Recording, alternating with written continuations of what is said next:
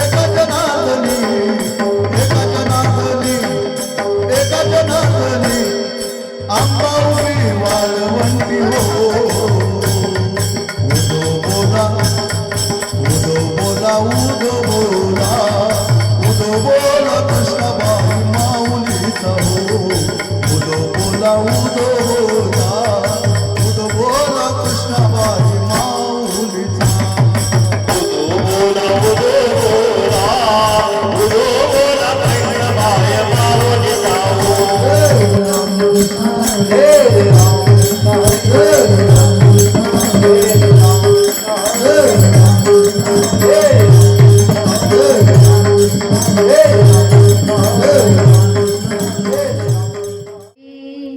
माऊलीचा कुळीची हे कुळदेवी केली ठावी संतांनी बर्वे झालो शरण गेलो उगविलो संकटी आनिलाही रूपाबळे आनिलाही रूपाबळे करोनी खळे हरिदासी बर्वे झाले शरण गेलो उगविलो संकटी तुका म्हणे समागमे तुका म्हणे समागमे नाचो प्रेमे लागलो बर्वे झालो शरण गेलो उगविलो संकटी विठ्ठल विठ्ठल विठ्ठल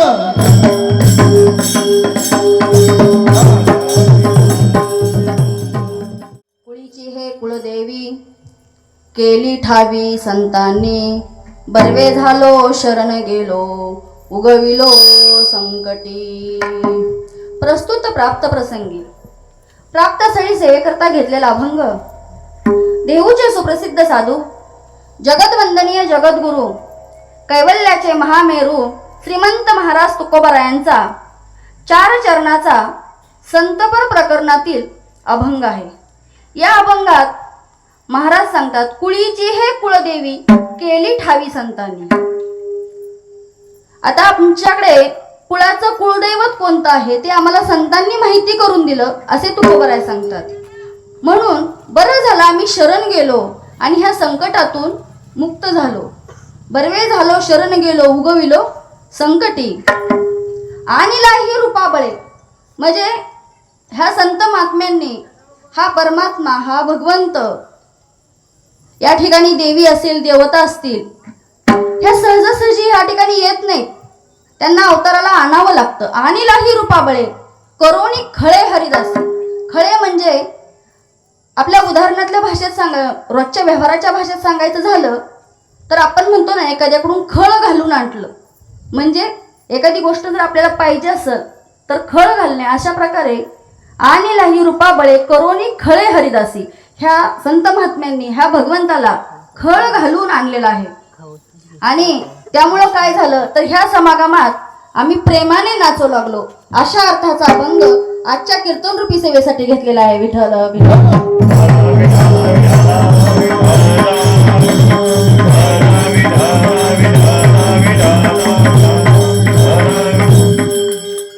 आज या ठिकाणी आपल्याला सगळ्याला ज्ञात आहे या ठिकाणी शारदीय नवरात्र उत्सव चालू आहे आणि या ठिकाणी ही कीर्तन रूपी सेवा आहे आणि अभंग तुकोबारायांचा आहे.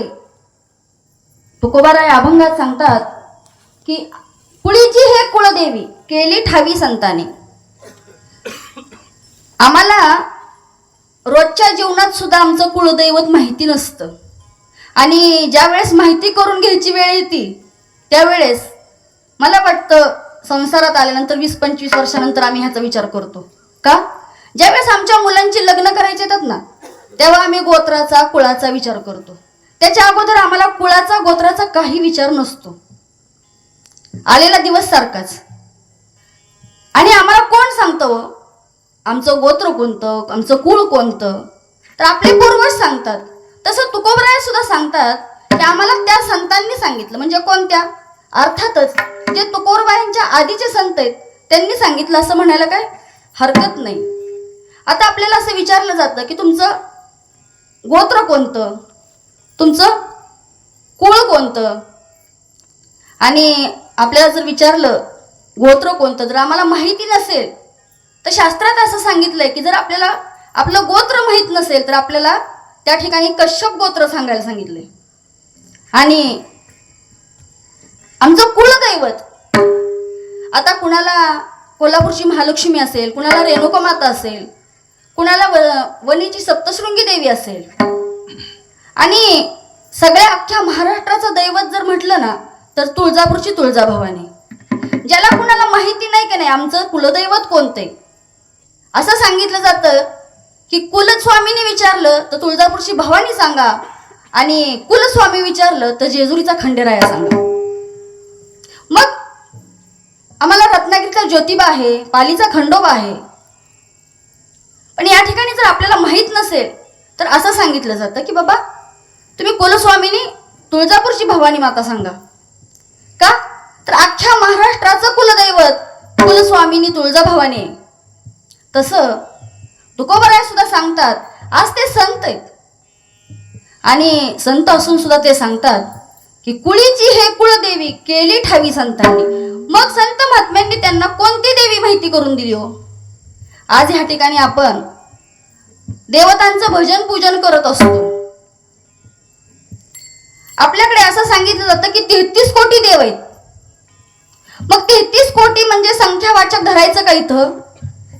तर शास्त्रात संख्यावाचक नाही सांगितलं. आपण सहज बोलून जातो गाईच्या पोटात 33 कोटी देव आहेत, पण या ठिकाणी 33 कोटी म्हणजे 33 प्रकारचे देव सांगितले. ते 11 रुद्र, 12 आदित्य, 8 वसु आणि 2 अश्विनी कुमार. त्यातील मुख्य असे 4 देव सांगितलेले जातात: अधिष्ठातू देव, मर्त्य देव, नैमित्तिक देव आणि नित्य देव. आता अधिष्ठातू देव म्हणजे तुम्ही आम्ही स्थापन केलेले देव. मर्त्य देव म्हणजे मग पुण्याची पाऊटी सरे सेवेची इंद्रपणाची उटी उतरे येऊ लागती माघारे मृत्यू लोका, हे मर्त्य देव झाले. आणि नैमित्तिक देव म्हणजे ब्रह्मापासून इंद्रापर्यंत ज्यांना ह्या जन्माला आल्यानंतर पायउतार व्हावं लागतं असे देव. आता नित्य देव मुख्य प्रामुख्याने 5 सांगितलेले. तर आता ते नित्य देव म्हणजे कोणते? तर पहिलं सांगितलंय गणपती बाप्पा. नित्य देवतांच्या पूजेमध्ये पहिला अग्रगण्यमान गणपती बाप्पांना आहे. आणि गणपती बाप्पा झाल्यानंतर दुसरं दैवत सांगितले भगवान शंकर. आणि भगवान शंकर सांगितले त्या ठिकाणी विष्णू दैवत सांगितलेले, सूर्य दैवत सांगितलेले आणि शक्ती सांगितलेले. आता गणपतीची भक्ती करणाऱ्या माणसाला गणपत्य म्हणतात, विष्णूची भक्ती करणाऱ्यांना वैष्णव म्हणतात, भगवान शंकराची भक्ती करणाऱ्यांना शिवभक्त म्हणतात, शैव म्हणतात, आणि देवीची भक्ती करणाऱ्यांना शाक्त म्हणतात, आणि सूर्याची भक्ती करणाऱ्यांना सौर म्हणतात. तर मला असं वाटतं ह्या गलांडवाडी गावामध्ये एकाच ठिकाणी हे सगळे देव आहेत. कारण महादेवांच्या पुढेही कीर्तन झालंय महाराजांचं, गणपती बाप्पांपुढेही झालंय, आणि आपण सप्ताह करतो. विठ्ठल रुक्मिणीचं म्हणजे या ठिकाणी विष्णूचंही मंदिर आहे आणि या ठिकाणी देवीचंही मंदिर आहे. आणि तुम्ही आम्ही रोज तुळशीला पाणी घातल्यानंतर सूर्याची आराधना करतो, म्हणजे तुम्ही सूर्याची सुद्धा भक्ती करता. म्हणजे तुम्हाला वेगळं सांगायची गरज नाही की देव पंचायतनही 5 आहेत. त्यामध्ये शक्ती म्हणजे कशाचं रूप आहे? ह्या सगळ्या देवतांचा जर विचार केला ना, सगळ्या देवतांना शक्तीची आवश्यकता आहे. गणपती बाप्पाचं उदाहरण घ्या. गणपती बाप्पांना जर आपल्यावरचं एखादं विघ्न घालवायचं असेल तर त्यांना सुद्धा शक्तीची गरज आहे. विष्णू परमात्म्याला तुमचं पालन पोषण करायचंय, त्यांना सुद्धा शक्तीची गरज आहे. सूर्याला चालायचंय, सूर्याला सुद्धा शक्तीची गरज आहे. आणि या ठिकाणी म्हणजे भगवान शंकरांचा विचार केला तर भगवान शंकरांच्या बाबतीत शक्ती काढून घेतली की नाही की भगवान शंकर काहीच नाही. भगवान शंकर आपण त्यांना काय म्हणतो? शिव. ज्या ठिकाणी भगवान शंकर शिव म्हणजे भगवान शंकरांच्या त्या शिव शब्दावरती जी वेलांटी ना ती शक्ती आहे. आणि ती जर काढली तर खाली शब्द काय राहतो? शव. शव म्हणजे आता आपल्याला सगळे ज्ञात आहात, काय वेगळं सांगायची गरज नाही. म्हणजे भगवान शंकरांची सुद्धा पार्वती शक्ती आहे. आणि या ठिकाणी हे आपलं आराध्य दैवत असणारं महालक्ष्मी शक्ती या ठिकाणी शक्तीची उपासना चालली आहे आणि हा शारदीय नवरात्र उत्सव चाललेला आहे. आणि आज या ठिकाणी सप्तमीच्या दिवशी 8वी माळ आहे आज. आणि 8व्या माळेच्या दिवशी गावातील संयोजक असतील, आमचे रामभाऊ महाराज बोबडे असतील किंवा बोबडे महाराज असतील, गावातील सगळ्या लोकांच्या अनुमतीने आजची ही सेवा माझ्याकडे आली. महाराज या अभंगात सांगतात, कुळीची हे कुळदेवी केली ठावी संतांनी. आता हे देव तर आम्हाला समजलेत की बाबा देव पंचायतन आहेत, ही शक्ती आहे. पण आमच्याकडे काय झाले बघा, नेमका आम्ही फरक करतो. देव कोणता मानायचा, कोणता नाही मानायचा. पण या ठिकाणी नाथराय सुद्धा सांगतात, तुकोबरायांना नाथरायांनी सांगितलं किंवा त्यांनी सांगितलं की बाबा की देव पांडुरंग परमात्मा विष्णू आणि देवी वेगळी नाहीये. आज आपल्याकडे लग्न झाल्यानंतर गोंधळ घालण्याची प्रथा आहे, बरोबर आहे? हिथं घालतात ना, घालतात. कारण जास्त काय आपल्यात हिथं अंतर नाहीये, त्यामुळे गोंधळ हा घातलाच जातो. पण गोंधळ घालण्यासाठी प्रामुख्यानं काय लागतं या ठिकाणी, काय ते गोंधळी लागतात, संबळ लागतं, मंडप घातला जातो. आणि संत महात्म्यांनी सुद्धा गोंधळ घालताना त्या ठिकाणी मंडप घातलेला आहे. त्या ठिकाणी दैवत आहे, आमच्या कुळाचं दैवत संत महात्म्यांनी आम्हाला सांगितलं की विठ्ठल आहे. मग पण तरी सुद्धा या ठिकाणी भक्तांचं असं होतं, अहो भक्तांचं नाही संतांचं पण होतं की आम्ही नक्की पूजा कोणत्या देवाची करावी. एका ठिकाणी असं सांगितलं जातं की एक ब्राह्मण जोडपं होतं, मूलबाळ नाहीये. म्हटल्यानंतर त्या पांडुरंग परमात्म्याला नवस केला की देवा आमची कूस भरू दे, तुला चांदीचा करगोटा व्हाईन. असं म्हटल्यानंतर त्या ठिकाणी त्या ब्राह्मण जोडप्याचा तो नवस पूर्ण झाला. आणि आता नवस फेडण्याची वेळ आली. आता नवस फेडण्याची वेळ आली म्हटल्यानंतर त्यांनी विचारलं, बाबा की आता मला त्या पांडुरंग परमात्म्याला विठ्ठलाला चांदीचा करगोटा करायचा आहे, तर कुठं बनवावा? तर त्या वेळेस सांगितलं जातं की असं सांगितलं की नरहरी सोनार चांगले सोनार आहेत आणि एकदम 1 नंबरचे कलाकार आहेत, ते छान असा करगोटा बनवून देतील. पण त्या ठिकाणी आता ते नरहरी सोनारांचं घर शोधत गेले. आणि घर शोधत गेल्यानंतर त्यांना सांगितलं, बघा आम्ही पांडुरंग परमात्म्याला नवस केलेला आहे आणि त्यासाठी आम्हाला करगोटा बनवून पाहिजे. तर त्यावेळेस त्या नरहरी सोनारांनी स्वतःच्या कानावरती हात ठेवून घेतले. नाव घेऊ नका म्हणे त्या देवाचं. का? कारण मी एका भगवान शंकराशिवाय कोणत्याही देवाला पाहत नाही किंवा त्या दुसऱ्या देवाची पूजा करत नाही. असं म्हटल्यानंतर आता त्यांना असं वाटलं की चांगले सोनार तर हेच आहेत आणि मग आता ह्यांच्याकडूनच बनवून घ्यायचा. त्यांनी बराच प्रयत्न केला, अहो तुम्ही करगोटा बनवून द्या. नाही म्हटले, मी त्या देवाचं तोंड पाहत नाही, करगोटा कसा बनवणार, त्यासाठी माप लागतं ना. त्यावेळेस त्यांनी सांगितलं, मग माप आम्ही आणून देतो. ठीक आहे म्हटले, तुम्ही माप आणून द्या. म्हटल्यानंतर ते काय आता मीटर टेप नेला, माप घेतलं आणि त्या सोनाराला माप आणून दिलं. त्या ठिकाणी त्या सोनाराने करगोटा बनवला. आता सोनार तुम्हाला अगोदरच सांगितलं की कुशल असा कारागीर होता, त्याच्यामुळं माप हुकणे काय भानगड नाही. करगोटा घेतला आणि आता नवस फेडायचा म्हटल्यानंतर सगळ्या घरातले कुटुंबीय आहेत, ते काही बडवे पुजारी आहेत तिथं. आणि आता पांडुरंग परमात्म्याला तो करगोटा घालायचा. आता करगोटा घालायचा म्हटल्यानंतर करगोटा घालायला गेल्यानंतर तो करगोटा कमी पडला. त्या ब्राह्मणाला वाईट वाटलं, रे माप तर क्लिअर नेलं होतं मी, करगोटा कमी कसं काय पडला. त्या ठिकाणी पाहिलं मोजून, परत 4 बोटं करगोटा कमी पडलाय म्हटल्यानंतर ते त्या सोनाराकडे गेले आणि सोनाराला सांगितलं, बाबा 4 बोटं करगोटा कमी पडलाय, थोडा वाढवून द्या. त्या ठिकाणी सोनाराने तो 4 बोटं करगोटा परत वाढवून दिला. आता पांडुरंग परमात्म्याकडे ते गेलेत, पांडुरंग परमात्म्याला करगोटा घातला, परतही करगोटा कमीच पडतोय. असं करत करत 2-3 वेळा करगोटा नेला, कधी कमी कधी जास्त, कधी कमी कधी जास्त, असं ते माप काय बरोबर बसेना म्हटल्यानंतर ते ब्राह्मण त्या सोनाराच्या पाया पडतात, म्हणतात, माझ्यासाठी एक काम करा, मला देवाला खरं मनोभावे करगोटा व्हायचा आहे. तुम्ही काय करा, तर माझ्याबरोबर चला आणि तुम्ही स्वतः माप घ्या. तुम्ही स्वतः माप घेतल्यानंतर चुकणार नाही. ते म्हटले, हे गोष्ट शक्य नाही. मग त्यांनी एवढा प्रयत्न केल्यानंतर त्यांनी सांगितलं, बरं ठीक आहे, मी यायला तयार आहे, पण मी असा येणार नाही, माझ्या डोळ्याला पट्टी बांधा आणि डोळ्याला पट्टी बांधून मला हाताला धरून न्या.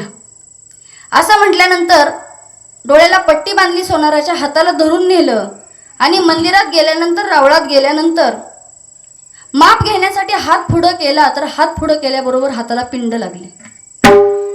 सोनाराला असं वाटलं, अरे पांडुरंगाकडे जायचं म्हटले आणि या ठिकाणी पिंड आहे, डोळ्यावरची पट्टी स्वतःच्याच हाताने बाजूला केली का, तर माझा शंकर भगवान येत आहे. पाहिलं तर पांडुरंग परमात्मा. पटकन डोळ्यावरती परत पट्टी बांधली, परत माप घ्यायला गेले, परत विठ्ठल शंकराची मूर्ती. असं करत करत त्यांच्या लक्षात येणारे हा काय प्रकार झाला. मी जर डोळ्यावरची पट्टी काढली तर पांडुरंग परमात्मा दिसतोय, डोळ्यावर पट्टी घेतल्या, हात लावल्यानंतर भगवान शंकर प्रगट होतात. मग नक्की हा प्रकार आहे काय. नवविध भक्तीच्या करीन नवरात्रा, कोरोनी पोटी मागेन ज्ञानपुत्रा, धरोनी सद्भाव अंतरीच्या मित्रा, दंभ सासऱ्या सांडीन कुपात्रा. नातराय सांगतात की हा दंभ सासरा आहे ना, हा मला जाच करतो किंवा मला त्रास देतो. आता उदाहरणच जर सांगायचं म्हटलं तर सासऱ्याचा किती जाच असतो, आता ती प्रथा राहिलीच नाही, ते पहिलंच सांगायचंय सगळं. आता प्रत्येक उदाहरणात जर असं म्हटलं आता नाही राहिलं तर ते पहिलंच आहे सगळं, आणि अभंगही पहिलाच आहे.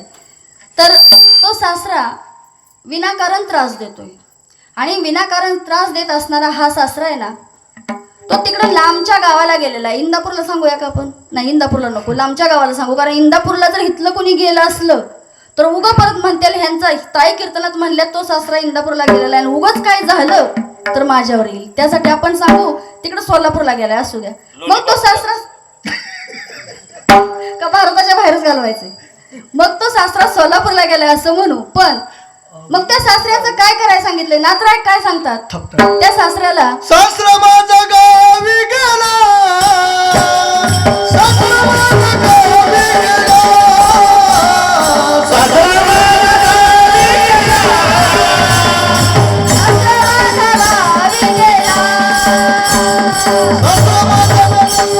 सासरा माझा गावी गेला, तिकडं गावी गेला, सासरा माझा गावी गेला, तिकडच खप विकला, सत्वर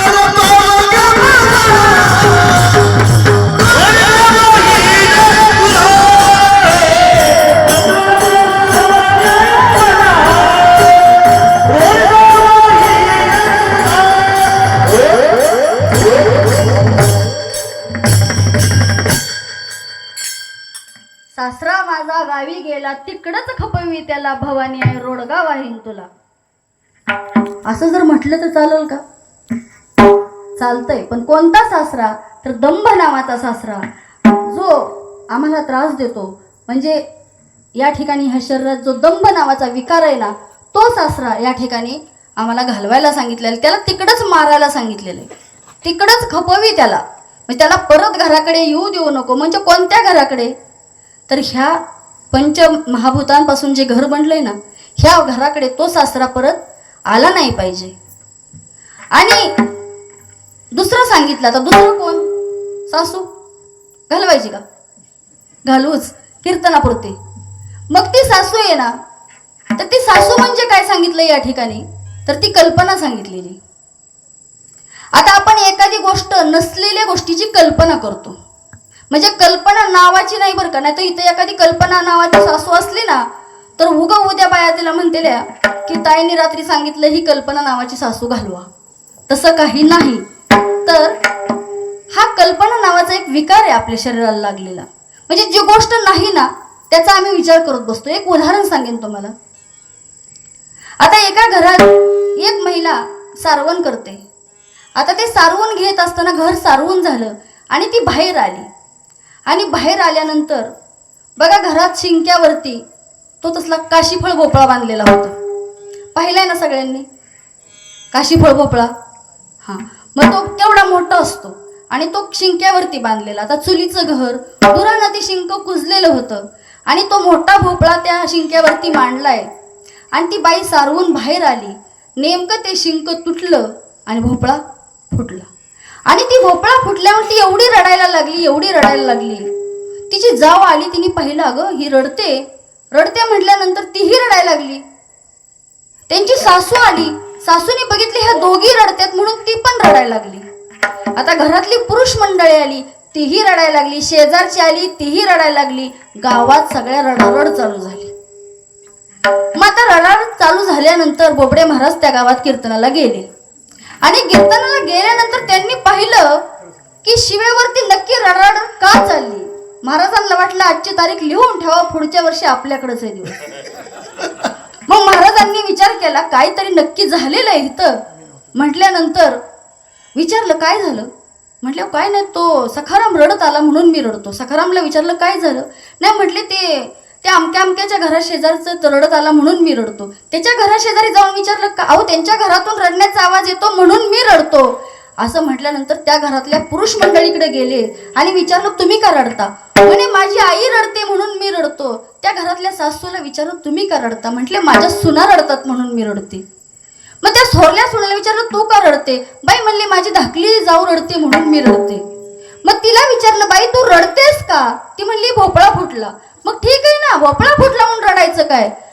अहो भोपळा फुटला म्हणून मी रडत नाही, पण जर मला माझं छोटं बाळ असतं आणि ते जर तिथं खेळत असतं आणि तो जर भोपळा तिच्या डोक्यावर पडला असता आणि माझं बाळ मेल असतं तर.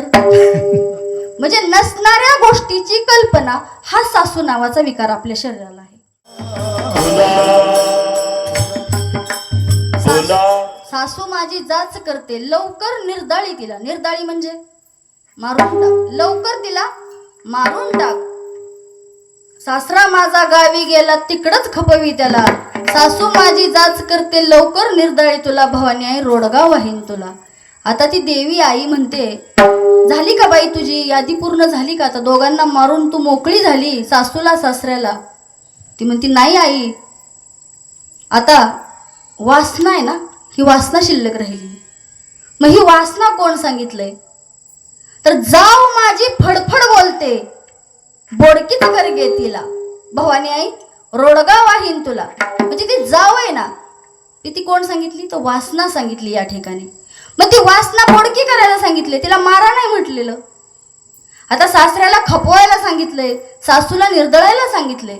पण नातराई इथं म्हणतात की जावेला बोडकी कर. म्हणजे बोडकी कर म्हणजे आपल्याला सगळ्यांना समजलं असेल, तिला काय कर अर्धशक्ती कर. म्हणजे तिचा पती घालव, तिला विधवा कर. मग अर्ध केल्यानंतर काय होईल बरं. राहिलेली वासना माझ्या चरणावरती लागेल, भगवंताच्या चरणावरती लागेल. आपले हे मन कसं आहे हो, वासना वढाळ गाय गड्यांनो, वासना वढाळ गाय. जाऊ नये तिकडे जाय, खाऊ नये ते खाय, हाणून म्हणून तिचा हाणून मोडावा पाय. वासना वडाळ गाय गड्यांनो, वासना वडाळ गाय. अशी असणारी वासना आहे ना, तिचा फक्त पाय मोडायला सांगितलेला, तिला मारायला सांगितलेलं नाही. बरं म्हटले, आता आई म्हटली की तुमची यादी आता मला वाटतं संपली असेल. सासऱ्याला मारलं, सासूला मारलं, जावला बोडकं केलं, आता कोण राहिले. नंदेचं कार्ट किरकिर करत, नंदेचं कार्ट किरकिर करत, नंदेचं कार्ट किरकिर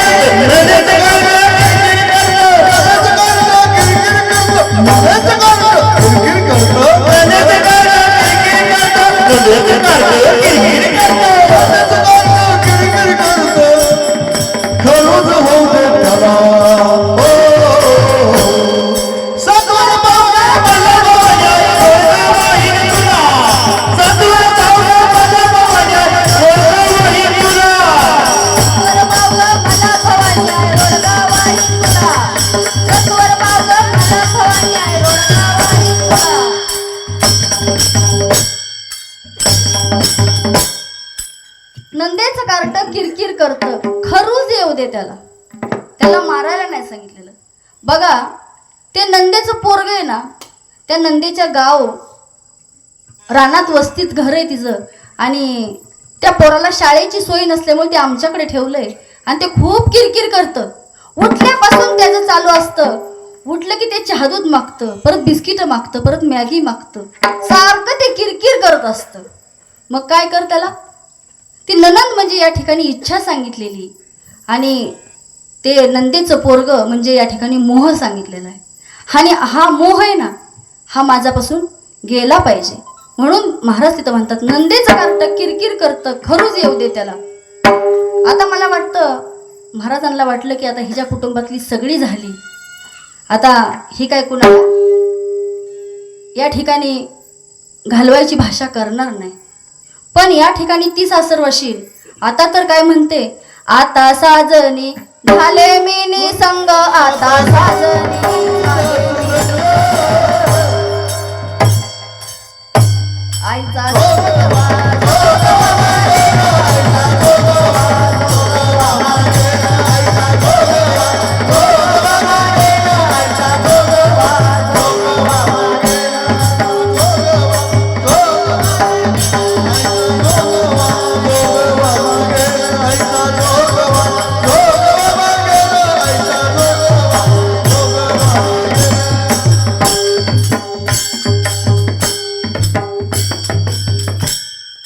आता साजनी झाले मी निसंग. आता मला कोणाचा संग राहिलेला नाही नव्हे, विकल्प नवऱ्याचा सोड येला संग. हा विकल्प नवरा आहे ना, हा मला खूप त्रास देतोय. ह्याच्या पोटी अहंकार आहे, विकल्प आहे, ह्याचा मला त्रास होतोय. आता हा विकल्प नवरा सुद्धा मला नकोय. विकल्प नवऱ्याचा सोड येला संग म्हणजे तो नवरा सुद्धा मला आता नकोय. काम क्रोध हे झोडी येले मांग. काम क्रोध सगळं गेलेलं आहे आता, आणि आता फक्त हा राहिलेला विकल्प नवरा आहे ना, हा तेवढा घालवायचा आहे. मग ह्या भारूड प्रकरणातील सत्वर पावगे मला भवानी रोडगा वाहीन तुला असं म्हणत असताना या ठिकाणी असं सांगितले, दादला मारून आहुती देईन, मोकळीच करगे मला भवानी आई रोडगा वाहीन तुला. म्हणजे या ठिकाणी दादला मारून म्हणजे मी या ठिकाणी माझ्या नवऱ्याला सुद्धा मारून टाकेल. पण कोणता नवरा? तो विकल्प आहे ना, तो नवरा मला मारून टाकायचा आहे, आणि मोकळीच करगे मला भवानी आई रोडगा वाहीन तुला. आता नातराय म्हणतात, बाई झालं का? देवी म्हणते, अगं तुझा आता नवस खूप मोठा झाला, एका रोडग्यावरती एवढी मारायची? त्यावेळेस ती सांगते, आता सगळी झालं, आता हे सगळे आहेत ना, ते काय करून टाक, एका जनार्दनी सगळेच मरू दे, एकलीच राहू दे मला. एका जनार्दनी सगळेच मरू दे, एकलीच राहू दे मला भवानी आई रोडगा वाहीन तुला. म्हणजे या ठिकाणी त्या सासरवाशीने सगळ्यांना मारून टाकाय सांगितले. म्हणजे सगळ्यांना म्हणजे कुणाला? काम क्रोध लोभ मद मत्सर असे असणारे षडविकार आहेत ना, आणि हे षडविकार गेल्यानंतरच काय होईल तर आम्ही त्या भगवंत आपलासा करून घेऊ, किंवा त्या भगवंताला शरण जाऊ शकू. आणि भगवंताला शरण जायचं असेल ना, तर हे साही विकार आपल्यापासून बाजूला गेले पाहिजेत. म्हणून तर नाथरायांनी या ठिकाणी भारूड प्रकरणात हे अभंग लिहिलेला आहे, किंवा ह्या अभंगातून एक सासरवाशी त्या देवीकडे, त्या आईकडे नवस करते की सत्वर पावगे मला भवानी आई रोडगा वाहीन तुला. मग हा रोडगा, हा पंचमहाभूतांचा रोडगा त्या देवीला व्हायचा आहे, आणि त्या देवीला वाहिल्यानंतर ती देवी आपल्याला प्रसन्न होणार आहे. पण असं सांगितलंय का हो, संत महात्म्यांनी असं सांगितलंय का की फक्त तुम्ही देवळातच जाऊन बसा? नाही हो. कामामध्ये काम काही म्हणा राम राम, किंवा तो म्हणतात, प्रपंच करून परमार्थ साधावा, वाचाळवावा पांडुरंग. प्रपंच करत करत सुद्धा तो भगवंत आपलासा करून घेता येतो, आणि देवी आणि देव वेगळे नाहीत हे आपल्याला जाणून घेता येतं. म्हणून आपल्याला सांगितलं की कुळीची हे कुळदेवी केली ठावी संतांनी. मग आता आमच्या लक्षात आलं की ही कुळीचं कुळदैवत कोणतं आहे, तर ही देवी आणि देव ह्यात काही फरक नाही. ज्या ज्या वेळी ह्या धर्मावरती ग्लानी येते, भक्तांवरती संकट येतात, साधू संतांना त्रास होतो ना, तेव्हा तेव्हा देवाने अवतार घेतलेला आहे. आणि असं आपल्याला 10 अवतारांचं वर्णन माहित आहे. तसंच ह्या देवीने सुद्धा या ठिकाणी दैत्यांचा, राक्षसांचा त्रास व्हायला लागला, म्हणून या ठिकाणी देवीनं आपलं रूप प्रकट केले आणि अवतार धारण केलेला आहे. मग महाराज म्हणतात, बरवे झालो शरण गेलो उगविलो संकटी. आता आम्हाला आमचं कुळाचं कुलदैवत समजलंय ना. आता बरं झालं, एकदा आम्हाला आमच्या कुळाचं कुलदैवत समजलं. आता आम्ही त्या देवाला एका शरण जाऊ आणि त्या देवाला शरण गेल्यानंतर काय होईल तर आम्ही ह्या जन्म मरणाच्या फेऱ्यातून सुटून जाऊ. आणि जन्म मरणाच्या फेऱ्यातून सुटलं की एकदा मोक्षपदाला आरूढ झाल्यानंतर पुन्हा जन्माला येणे नाही. महाराज म्हणतात की नाथराय सांगतात ऐसा जोगवा मागेन, म्हणजे जाऊन नवस महाद्वारी फेडीन एकपणे जनार्दन देखीला जन्म मरणाचा फेरा चुकविला. म्हणजे नाथरायांनी सुद्धा नवस केला देवाकडे आणि जोगवा मागितला. का तर हा जन्म मरणाचा फेरा चुकवायचा आहे म्हणून. आणि या ठिकाणी देवीकडे सुद्धा नवस केला. देवीला रोडगा ओहून प्रसन्न करून घ्यायचे. पण हा रोडगा आता आपल्या लक्षात आला असेल तर हा पंचमहाभूतांचा हा आपला देह आहे ना, हा देह त्या भगवंताला अर्पण करायचा आहे. आणि त्या भगवंताला अर्पण करत असताना त्या पांडुरंग परमात्म्याचं नाव आठवायचे. आपण आता या ठिकाणी कुळीची हे कुळदेवी केली ठावी संतानी बर्वे झालो शरण गेलो उगविलो संकटी. ह्या कुळाचं कुलदैवत आम्हाला संत महात्म्यांना ठाऊक करून दिलं, माहिती करून दिलं. बरं झालं शरण गेलो. मग आता कुलदैवत आम्हाला माहिती झालंय. या ठिकाणी आम्ही 9 दिवस झालं, 8 दिवस झाले या ठिकाणी देवीचा जागर करतोय, स्त्री शक्तीचा जागर करतोय. आणि स्त्री शक्तीचं जागर करत असताना तिच्या 9 रूपांची रोज पूजा बांधतो. आजचं असणारं महागौरीचं रूप या ठिकाणी आपण रोजच्या दिवसाला नवीन पूजा बांधतो, रोज नवीन भक्ती करतो. 9विध भक्ती सांगितलेल्या आहेत 9 दिवसात करायला. आता त्या देवीची भक्ती करत असताना आम्हाला असं वाटतं आम्ही 9 दिवसाचा उपवास केलाय आणि उपवास केल्यानंतर देवीचं दर्शन झालं पाहिजे. आम्हाला त्या देवीला जाता आलं पाहिजे. या ठिकाणी आपल्या महाराष्ट्रात 3.5 शक्तिपीठ आहेत. आणि ते 3.5 शक्तिपीठापैकी पहिलं शक्तिपीठ म्हणजे तुळजापूरची तुळजाभवानी. आता आपण सगळे बहुतेक इथं बसलेले प्रत्येक जण तुळजापूरला जाऊन आलेलेच असतील. असं कुणीच नसेल की इथून या ठिकाणी की तुळजापूरला जाऊन आलं नाही असं कुणीच नाही. दुसरं शक्तिपीठ सांगितलं जातं कोल्हापूरची महालक्ष्मी. आता कोल्हापूरच्या महालक्ष्मीला सगळेच गेले असतील असं नाही. ज्याचं ते कुलदैवत आहे ना ते नक्की गेले असतील. आणि तिसरं कुलदैवत सांगितलं ती माहूरगडची रेणुका माता. आणि ती माहूरगडची रेणुका माता, आता त्या रेणुका मातेचा जर आपल्याला इतिहास पाहायचं म्हटलं तर मला वाटतं बहुतांश सगळ्यांना माहीत आहे. कारण तुमच्या गावामध्ये बरीच कीर्तनं होतात आणि तुमच्या पुढं वेद उघडून सांगायची काही गरज नाही, कारण बहुश्रुत तुम्ही आहात, तुम्हाला सगळ्यांना सगळं माहिती आहे. पण आज या ठिकाणी पूर्ण असणारं असं ते शक्तिपीठ रेणुका माता. रेणुका माता त्या माहूरगडावरती गेल्या कशा? रेणुका माता होत्या कोण? त्या कुठून आल्या? आणि रेणुका मातेची स्थापना केली कुणी? हा जर विचार आपण केला तर रेणुका माता या ठिकाणी जमदग्नी ऋषींची पत्नी. आता रेणुका मातेचा जन्म हा अग्नीतून झालेला आहे असं सांगितलं जातं.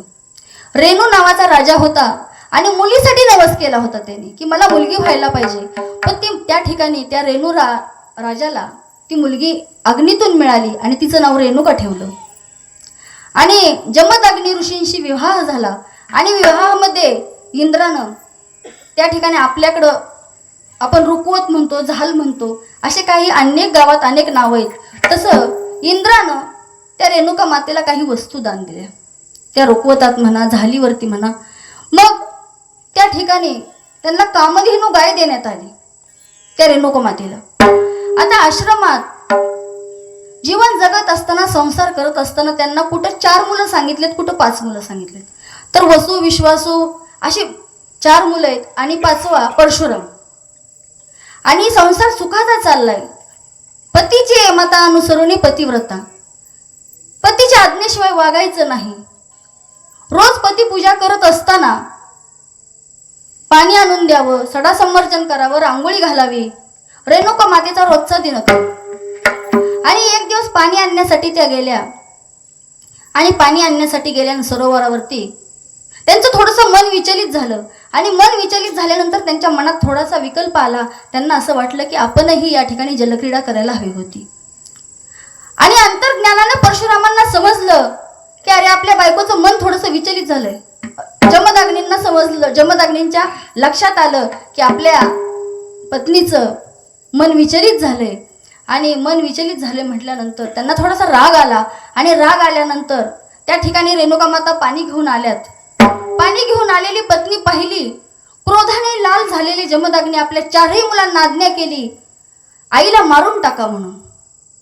आता मुलांचं आईवरती भरपूर प्रेम, मुलं मारायला तयार होईनात. चारही मुलं मारायला तयार होईनात म्हणल्यानंतर जमदग्नीने, क्रोधाने लाल भडक झालेले जमदग्नीने त्या चारही मुलांना भस्म करून टाकलं. आणि चारही मुलं जागेवरती मेली. त्या ठिकाणी परशुराम आलेत, पाचवा मुलगा. आणि परशुरामांना सांगितलं उचल तो परशु आणि आईचं मस्तक उडव. असं म्हटल्यानंतर परशुरामांनाही अंतकरणातनं वाईट वाटलं, पण वडिलाची आज्ञा शिरसावंद्य असं म्हणून त्यांनी त्या ठिकाणी पडलेला परशु म्हणजे ती कुऱ्हाड उचलली आणि आईचं मस्तक धडा वेगळं केलं.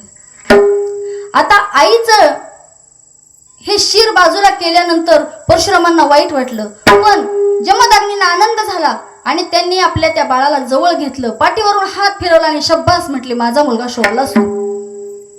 माग तुला काय मागायचंय ते मी तुझ्यावरती प्रसन्न आहे. आता जमदग्नी महादेवाचा अवतार सांगितला जातो. आता महादेवांना काय अशक्य हो, तथास्तु म्हटलं की सगळ्या गोष्टी त्यांना उपलब्ध होतात, प्राप्त होतात. आणि त्यांनी सांगितलं मी तुझ्यावर प्रसन्न आहे, तू माझी आज्ञा पाळलीस, तुला काय मागायचंय ते माग. असं म्हटल्यानंतर त्यांनी सांगितलं, परशुराम म्हटले बाबा माझे चारही भाऊ जिवंत करा आणि माझी आई आहे तशी करा. आणि त्यांना जिवंत केल्यानंतर हे काही घडलंय ह्याचं विस्मरण झालं पाहिजे. आता जमदग्नींना कोणतंही गोष्ट अशक्य नव्हती, तथास्तु म्हटले. चारही मुलं जिवंत झाली. त्या ठिकाणी रेणुका माताही जिवंत झाल्या. आता रेणुका माता जिवंत झाल्या आणि जिवंत झाल्यानंतर त्यांना असं वाटलं की चला आता पुन्हा आपला संसार सुखाने करूया. आणि संसार सुखाने करत असताना मुलं आपल्या आपल्या कामानिमित्त बाहेर जातातच. आणि जमदग्नी आणि रेणुका माता घरी होत्या. आणि त्यावेळेस त्या ठिकाणी त्या आश्रमाच्या बाजूला एक राजा फिरत फिरत आला, त्याचं नाव सहस्रार्जुन. आणि त्या राजाने पाहिलं जमदग्नीच्या आश्रमाच्या बाहेर कामधेनू आहे. अरे म्हटले कामधेनू ह्या आश्रमाच्या पुढे काय कामाची, ही कामधेनू माझ्या राज्यात हवी आहे. मग जमदग्नींना मागितलं, म्हटले ते कामधेनू तेवढी मला द्या. जमदग्नी म्हटले ती देता येणार नाही, मी तुला ती देऊ शकत नाही. त्या ठिकाणी त्या सहस्रार्जुनाबरोबर भरपूर सैन्य होतं आणि सैन्य असल्यामुळं त्यांनी जमदग्नी बरोबर युद्ध केलं. आणि युद्ध केल्यानंतर जमदग्नींना त्या ठिकाणी मारलं. जमदग्नी गतप्राण झाले. आणि दोघांचं युद्ध चालू असताना रेणुका माताही मध्ये गेल्या, त्यामुळे रेणुका माताही जखमी झाल्या. आणि परशुराम बाहेर गेलेला आला आणि पाहिलं अरे या ठिकाणी आपल्या वडिलांनाही मारून टाकले, आपली आई जखमी झाली. राग आला, कुणी केले हे कृत्य. मग एक कावड घेतली आणि कावडीत आई बापाला बसवलं. जमदग्नी एका बाजूला आहेत. ज्याप्रमाणे श्रावण बाळाने तीर्थयात्रा केली ना, तसेच परशुराम सुद्धा आई वडिलांना घेऊन निघाले. पण त्याच ठिकाणी एक शपथ घेतली की मी ही पृथ्वी ना ती निक्षत्रिय करेल. कारण त्या सहस्रार्जुन क्षत्रियाने हे आई बापाला, आपल्या आईला जखमी केलं आणि वडिलांना मारलं. मग तिथे शपथ घेतली की मी पृथ्वी निक्षत्रिय करील. आणि आई वडिलाला घेऊन तीर्थयात्रेला गेले. आता मेलेला बाप एका पारड्यात आहे, जखमी आई एका पारड्यात आहे. आता ह्यांचा अंत्यविधी करायचा कुठं, पण अंत्यविधी अशा तशा जागेवर करायचं नाही. त्यासाठी जागा कोरी पाहिजे, जागा शुद्ध पाहिजे. आणि शुद्ध जागा शोधण्यासाठी फिरत फिरत फिरत ते माहूरगडावरती गेले. आणि माहूरगडावरती गेल्यानंतर तिथं त्या ठिकाणी प्रभू दत्तात्रय आले. आणि दत्तात्रयांनी पाहिलं, दत्तात्रयांना त्यांनी सांगितलं, हे बघा प्रभू, माझ्या वडिलांना अंत्यसंस्कार करायचा आहे, अग्नी द्यायचा आहे, तर मला कोरी जागा पाहिजे. मग दत्तात्रयांनी जागा सुचवली. त्या ठिकाणी जमदग्नींना अग्नी देण्यात आला. पण अग्नी प्रज्वलित केल्यानंतर रेणुका मातेला वाटलं आता मला राहायचं नाही, मला या ठिकाणी त्यांच्याबरोबर जायचंय. परशुरामाला वाईट वाटलं, अगं आई तू जाऊ नको, तुझ्याशिवाय मी अपुर आहे. आणि आईशिवाय प्रत्येक लेकरू अपुरच असतं. तसं त्या ठिकाणी परशुरामाने सांगितलं, आई तू जाऊ नको. पण त्याच वेळेस आईनं सांगितलं, बाळा मी जाते, पण या ठिकाणी तुझ्यासाठी नाही तर मी अख्ख्या जगाच्या उद्धारासाठी पुन्हा येईन. असं म्हटल्यानंतर फक्त तू एक काम कर, या ठिकाणी मी अग्नीत प्रविष्ट झाल्यानंतर बाळा तुला कितीही प्रलोभने दाखवली, कितीही आवाज आले, तर तू फक्त मागं वळून बघू नको, आई सांगते. आणि आईनं सांगितलं आणि आईनं अग्नीत उडी घेतली. आईनं अग्नीत उडी घेतल्याबरोबर परशुरामाने पुढं निघाला, पण त्या अग्नीतून आवाज येऊ लागले. पहिल्यांदा आवाज आला परशुराम परशुराम. आणि आईचा आवाज ओळखीचा वाटल्यानंतर परशुरामाला असं वाटलं, माझी आई मला बोलवते की काय, म्हणून त्यांनी माघारी वळून बघितलं. आणि परशुरामाने त्या ठिकाणी माघारी वळून बघितल्याबरोबर त्या अग्नीच्या ठिकाणावरून आईचं फक्त मस्तक बाहेर आलेलं होतं. आणि मस्तक बाहेर आल्यानंतर पूर्ण धरणी अशी फाटली होती. धरणीतून ती रेणुका माता वरती आली, फक्त मस्तक आलं आणि अर्धा अंग तिचं जमिनीत राहिलं. आजही आपण गेलो तर माहूरगडावरती फक्त आपल्याला शिरकमलाचंच दर्शन होतं. आणि अशा प्रकारे त्या ठिकाणी माहूरगडावरती रेणुका मातेची स्थापना झाली. आणि ती रेणुका माता 3.5 शक्तिपीठापैकी एक पूर्ण शक्तिपीठ मानलं जातं. आणि चौथं म्हणजे अर्धशक्तिपीठ वणीची सप्तशृंगी देवी. अशी असणारी 3.5 शक्तिपीठांची आपण पूजा करतो. सगळीकडे जरी नाही जमलं तर आपण तुळजापूरला नक्कीच जातो. असं आज या ठिकाणी 9 दिवसात देवीच्या 9 रूपांची पूजा केली जाते. मग आता देवीची ही 9 रूप पूजा करत असताना प्रत्येकाला मंदिरात येणं शक्य आहे का? सगळ्यांना मंदिरात येता येत नाही. आणि जर येता येत असतं तर इथं जागा पुरली असती का? नसती पुरली. म्हणजे प्रत्येक जण मंदिरात येत नाही. पण तुम्हाला मी सांगू का, विनोदाचा भाग म्हणून सोडून द्या, पण त्यातला महत्वाचा भाग म्हणून तुम्ही घ्या. ज्यावेळेस तुम्ही संसार करत असता, ज्यावेळेस तुम्ही तुम्हाला पत्नी अर्धांगिनी म्हणून करून आणत असता ना, त्यावेळेस आपल्याकडे असं शास्त्र आहे की पूजा झाली की ती महिला ती स्त्री कामाला लागते. पण कामाला लागत असताना पोरीनं घरी अगोदर कधीच काम केलेलं नसतं, तिला कामही येत नसतं. या ठिकाणी सगळे पोरींचे बाप आहेत, सगळ्यांना माहिती आहे. पोरींनी आधी काम केलेलं नसतं, पण नवऱ्याच्या घरी गेले की काम करावं लागतं. त्या ठिकाणी तिला अष्टभुजा धारण करावे लागतात. काम करत असताना त्या ठिकाणी पहिलं रूप अष्टभुजा धारण करावं लागतं. आणि अष्टभुजा धारण करून ती घरातली कामं करत असते. पहिल्या देवीचं दर्शन झालं. दुसरी, तुमच्या कुटुंबाला कितीही मोठं कुटुंब असू द्या, स्वयंपाक करताना कंटाळत नाही. आणि कंटाळा आला तरी कुणाला सांगत नाही. ते तिचं अन्नपूर्णेचं दुसरं रूप. ती अन्नपूर्णा तुमच्याच घरात आहे. कालांतरानं थोड्या दिवसानं तुम्हाला मुलं होतात आणि मुलं झाल्यानंतर पहिलं अक्षर पाठीवरती ती लिहायला शिकवते. ग म भन किंवा अ आई. कोण शिकवतो? आईच शिकवते बाळाला. आणि त्यावेळेस तिचं रूप पाहिलं तर ते सरस्वती स्वरूप आहे. म्हणजे आपण लक्षात घेतलं पाहिजे की आपल्या घरात आलेली स्त्री, तिच्याकडे ही सगळी रूप आहेत. बरं, संसार करत असताना 4 पैशांची जमवाजमव करून ठेवावं लागते, पैशाची बचत करावी लागते. हे महालक्ष्मीचं रूप आहे. लक्ष्मी म्हणजे तुम्ही त्या ठिकाणी पैशाचं बचत करत असते, ती स्त्रीच करत असते. 5वं रूप सांगितलेले, तुम्ही एखाद्या गोष्टीचं जर आपल्या कुटुंबावरती कोणी वाकड्या नजरेने बघितलं, कोणी जर कुटुंबावरती धावून आलं ना, तर ती पार्वतीचं रूप घेते. आणि संहार करण्याची सुद्धा, एका हाताचे 2 हात करण्याची ताकद सुद्धा एका स्त्रीमध्येच असते. 5वं रूप स्त्रीचं पार्वतीचं आहे. आता 6वं रूप सांगेन, बाई घरात सारवत असते, फरशी पुसत असते. आणि जर चुकून नवऱ्यानं त्याच्यावर नाचलं, चालला, तर ती दुर्गेचं रूप धारण केल्याशिवाय राहते का? तिथं ती म्हणत असते, अहो सारवणाची किंमत सारवणारालाच कळते, तुम्हाला काय कळणार ह्याचं? बोलते की नाही? बोलत असते. तुम्ही नाही बोलत का? नाही वे, मी बोलते.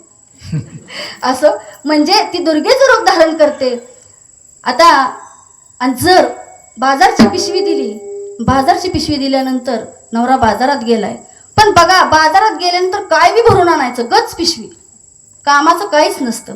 त्यावेळेस मात्र कालिका मातेचा अवतार धारण केल्याशिवाय पर्याय नाही. कारण ते बघून आणत नाही तो, त्यांच्याकडे घाई असते, त्यांच्याकडे वेळ नाही. आणि एवढे सगळे अवतार आपल्या घरात आहेत. आणि जर एखाद्या शेजारीन बाईनं जर भाजी दिली आणि ह्यांनी रोज नावं ठेवूनच खायचं आणि त्या दिवशी म्हणावं आज भाजी काय छान झाली, जर परस्त्रीचं कौतुक केलं तर ती रणचंडिनीचं रूप घेतल्याशिवाय राहते का? नाही. म्हणजे तुम्ही पुरुष भाग्यवान आहात. 9ही अवताराचं दर्शन तुम्हाला तुमच्या घरातच होते. पण हे फक्त मानण्यापुरतं का महाराज? फक्त मानण्यापुरते, अजिबात नाही. आम्ही घरातनं बाहेर पाऊल टाकला की आता नको बोलायला असो, म्हणजे तुम्ही स्त्रीचा सन्मान करा. स्त्री म्हणजे समर्पण आहे. महिला या शब्दातच असा अर्थ घडलेला आहे. म म्हणजे महान, ही म्हणजे हितकारी आणि ला म्हणजे लाजवंती. असे सगळे विचार करण्यासारखी गोष्ट आहे. सासर आणि माहेर मधला फरक सांगेन तुम्हाला एका मिनिटात. तुमचं पण सासर असतं, तुमची सासरवाडी म्हणजे बायकोचं माहेर. पण ज्याप्रमाणे तुमच्या घरी वागणूक मिळते त्याप्रमाणे तुम्हाला तिकडे मिळते तर तुम्ही काय करता? बायकोचं माहेरच बंद की तुमच्या सासरवाडीत. बरोबर आहे की नाही? म्हणजे सासर आणि माहेर फक्त स्त्रीसाठीच आहे, पुरुषासाठी नाही. पुरुषाला मान मिळतो सासरी गेल्यावर आणि महिलेला मान नाही मिळत. म्हणजे महिलेला सांगितलं जातं की बाई, एक उदाहरण सांगते. एक आजी बसलेली आहे बाहेर, मुला मुलीचं लग्न एकाच मांडवात झालंय. लग्नाला 15 दिवस झाले. आता प्रथा निघली, पोरी साडी घालतच नाही, ड्रेस घालतात. आणि त्या मुलाच्या गाडीवरती ती बसली, ड्रेस घालून, पंजाबी ड्रेस घालून निघाली. आता ह्या आजींसारखी आजी शेजारी बसल्यात. म्हणली, बघितलं का, खुशाल फिरायला निघाली या, काय वाटतंय का तिला? आता तिने ती आजीने एक शिवी दिली ती, पण ती काय मी सांगत नाही. आणि तसं म्हटल्यानंतर आणि म्हणले, बघा ना, हा आमचा बैल बी तिच्या मागं निघाला. कोण? पोरगा. कोण म्हणतंय? ती आई म्हणते पोरीची, मुलाची. त्या ठिकाणी सून आणि मुलगा गाडीवर. बरं, जाय ना का गेली तर पंजाबी ड्रेस घालून जातात का? गावातून बाहेर निघताना साडी तरी घालावी की नाही? झालं. ती गाडी कुठं गलांडवाडीच्या बाहेर गेली तोपर्यंत हिच्या लेकीची जावायची गाडी आली. वा, लेकीची जावायची गाडी आली. लेक सुद्धा पंजाबी ड्रेसवरच होती आणि जावायची गाडी आली की ती म्हातारी शेजारी म्हातारीला म्हणते, काय लक्ष्मी नारायणाचा जोड दिसतो. म्हणजे मगाशी होता तो बैल होता, जावाय म्हणजे नारायण. मला सांगा, मला हे सांगायचं सासरमधला आणि माहेरचा फरक. जावाय सासरी गेला तरी त्याला किंमत आहे आणि सून सासरी आली की तिला किंमत दिली जात नाही. आता देतात लोक आणि द्यावंच लागतं, आता पर्याय नाही त्याशिवाय. म्हणजे हा फरक आहे. दुसरं उदाहरण सांगेल. आपण स्वयंपाक करतोय, ननंद भाऊजाई स्वयंपाक करतात. ननंद आली नांदून आणि दोघी स्वयंपाक करत असताना त्या असणाऱ्या भाऊजाईचं चपात्या लाटता लाटता बेलणं लागतं वाटीला, तेलाची वाटी सांडते आणि ती सासू काय म्हणते, संसार करायची काय माहिती आहे का? तेल काय फुकट येतं का? अगं हातात धडणार ही जा सुनचा. मग ती म्हणते, आता आत्याबाई लय बडबड करतात, वैस उठान जरा तेलाची बाटली घ्या. तेलाची भरणी घ्यायला जाते, अशी ननंद भरणी पडतील तेल सांडतं. त्यावेळेस ती काय म्हणते, सांडायचंच, तेलकट झालेली भरणी ना हातातनं घसरली असेल. म्हणजे लेक म्हणलं की ही वागणूक आणि सून म्हणलं की ही वागणूक. पण असं नाही, लेक ही आपली सूनच असते, सून ही आपली लेकच असते, असं मानलं पाहिजे. आणि बहुतेक या ठिकाणी आपण स्त्री शक्तीचा जागर करतो, फक्त 9 दिवसापुरता नाही करायचा. या ठिकाणी आपल्याला अखंड स्त्री शक्तीचा जागर करायला सांगितलेलं आहे. आणि स्त्री शक्तीचा जागर करायचं म्हणजे आपण आपल्या घरातल्या जर लक्ष्मीला प्रसन्न ठेवलं. मला असं म्हणायचं नाही की त्या म्हणतील तसं तुम्ही वागा, अजिबात नाही, कुणीच नाही तसं वागत. पण त्यांचा मान त्यांना दिला पाहिजे. त्यांना अगदी पायाची चपलीप्रमाणे वागणूक नाही दिली पाहिजे. जर तुम्ही घरातली जर लक्ष्मी दुखावली ना तर देवी काय तुम्हाला प्रसन्न होणार आहे? होईल का? नाही देवी प्रसन्न होणार. मग बाहेर जाऊन देवांची भक्ती करण्यापेक्षा किंवा शक्तिपीठांना जाऊन देवीची भक्ती करण्यापेक्षा असणारे आपल्या आई बहीण यांना तुम्ही तो दर्जा द्या. ही पत्नी आहे ना, क्षणाची पत्नी पण अनंत कालाची ती माता आहे हो. या ठिकाणी तुम्ही सांगा, या ठिकाणी बसलेले पुरुष बऱ्यापैकी सगळे लग्न झालेले दिसतात. असं झालंय का की तुम्हाला तर ताप आलाय, तुम्ही आजारी पडलाय आणि तुमची पत्नी निवांत जेवत बसली? असं होतं का? नाही. तुम्ही लोक जेवून घेता पण पत्नी जेवत नाही का? तर ती अनंत कालाची माता आहे. तुमची काळजी करण्याचं तिने एक वचन घेतलेलं आहे, देह उचललेलं आहे. आणि प्रत्येक ठिकाणी आपण स्त्रीला सन्मान दिला पाहिजे. आणि ह्या नवरात्रामध्ये, ही शारदीय नवरात्र उत्सवामध्ये आपण जास्त काही नाही, मी असं म्हणत नाही की बायकांना डोक्यावर घेतलं पाहिजे, अजिबात नाही. बायकांना डोक्यावर नाही घेतलं पाहिजे. भगवंताने सुद्धा लक्ष्मीला पायापाशीच ठेवलंय, पण तिचा मान हा तिला दिलाच पाहिजे. म्हणजे जर तुम्ही भगवंताने जसा देवीला मान दिला तसा तुम्ही सुद्धा दिला पाहिजे. या ठिकाणी असं सांगितलं जातं की देव आणि देवी वेगळी नाही किंवा देव आणि देवी बाजूला जात नाही. जसं कनका सेवे जैसी कांती, सूर्या सेवे जैसी दीप्ती, तैसी श्रीकृष्ण शक्ती रुक्मिणी अवतरली वैदर्भ देशी. रुक्मिणी स्वयंवरातली ओवी ही. जसं रामाबरोबर सीता आहे, श्रीकृष्णाबरोबर रुक्मिणी आहे, तसं तुम्ही सुद्धा तुमची रुक्मिणी आपल्या बरोबरच आहे आणि ती आपली अर्धांगिनी आहे. आणि अर्धांगिनी आहे म्हणून तिचा मान सन्मान केला पाहिजे. आणि जर तिचा मान सन्मान केला तर ह्या आईला प्रसन्न करून घ्यायला काही जास्त वेळ लागणार नाही.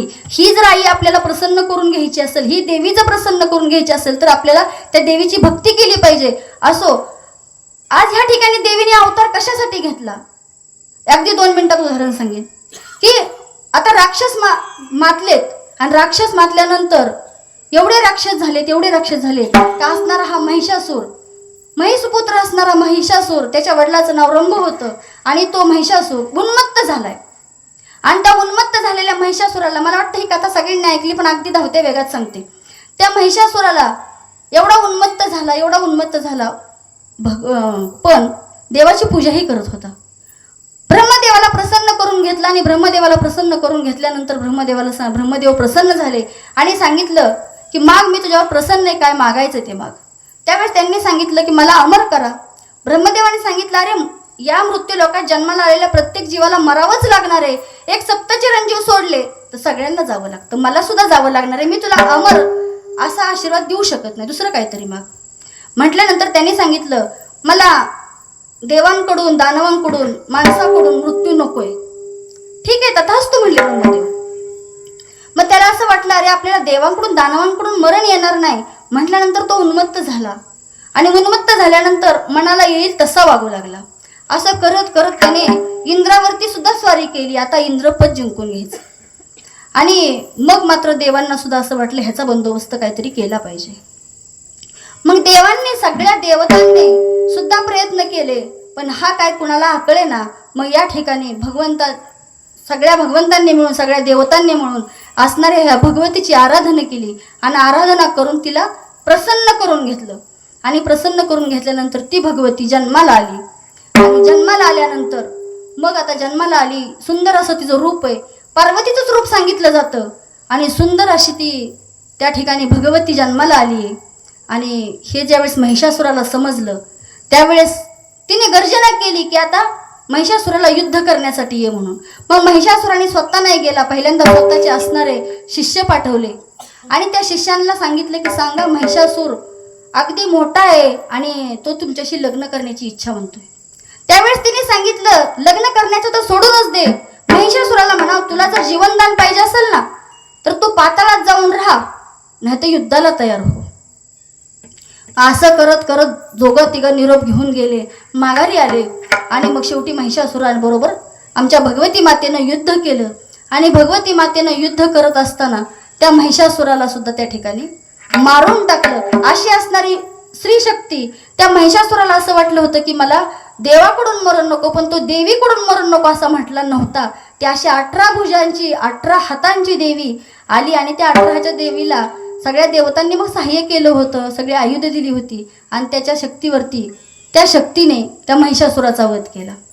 बरं, फक्त महिषासुराचा वध केला, परत असे अनेक राक्षस होते, शुंभ निशुंभ, चंडमुंड आणि रक्तबीज.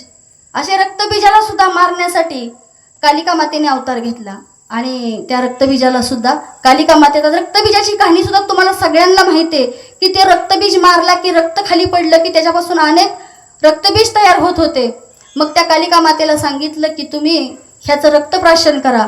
मग ते कालिका मातेने त्यांचं मांसासहित सगळं रक्तप्राशन केलं आणि त्या ठिकाणी रक्तबीजाचा सुद्धा संहार केला. अशी असणारी ही भगवती देवी दैत्यांचा संहार करण्यासाठी या ठिकाणी आलेली आहे. आणि आता ही 9 दिवस या ठिकाणी तटस्थ उभी आहे आणि 9 दिवसानंतर ती युद्ध करते आणि युद्ध करून त्या महिषासुराला मारून टाकते. आणि महिषासुराला मारल्यानंतर या ठिकाणी पृथ्वीवरती सुख समाधान आणतं.